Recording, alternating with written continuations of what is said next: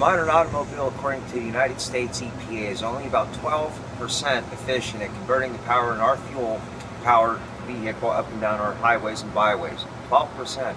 When we look at where the inefficiencies are, according to university studies, about 20% of the inefficiencies come from the tire friction, aerodynamic drag, the body weight just moving up and down the road, driving accessories. The other 80% of the inefficiencies come from the engine itself. So as an engineering group trying to come up with an X-Prize racer, we decided to look at the area with the weakest link in the chain, the engine. The engine has several systems and subsystems that make it work as a whole.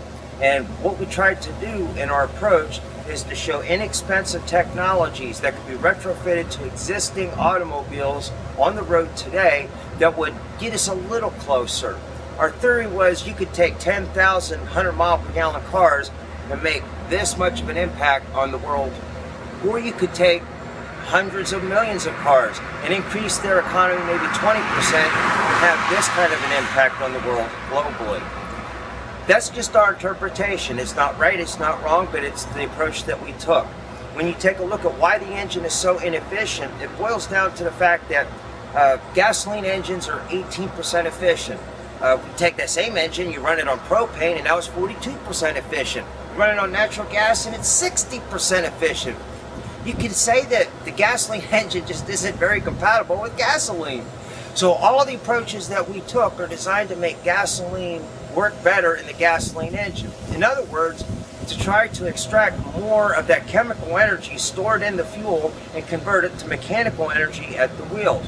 The bottom line is we have to better vaporize the fuel and do what we can to speed up the burn.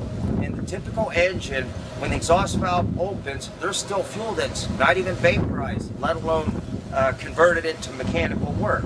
You have fuel that's still burning, going out the exhaust ports. And of course, our good old friend, the catalytic converter, is there because, well, engineers know this.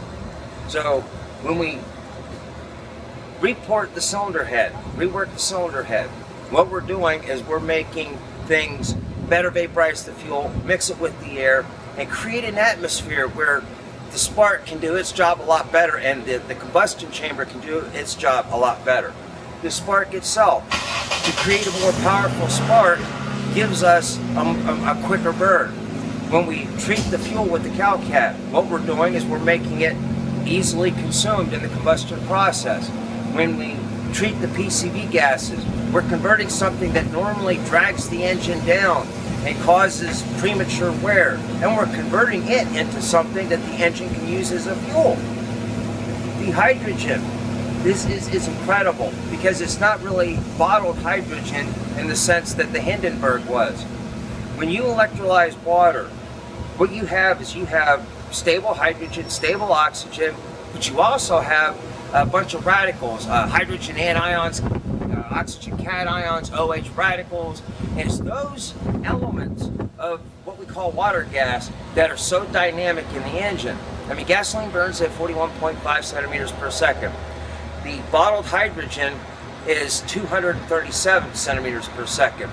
But studies have shown the rate of burn for this electrolyzed water gas to burn at a rate upwards of 240,000 centimeters per second, a substantial difference.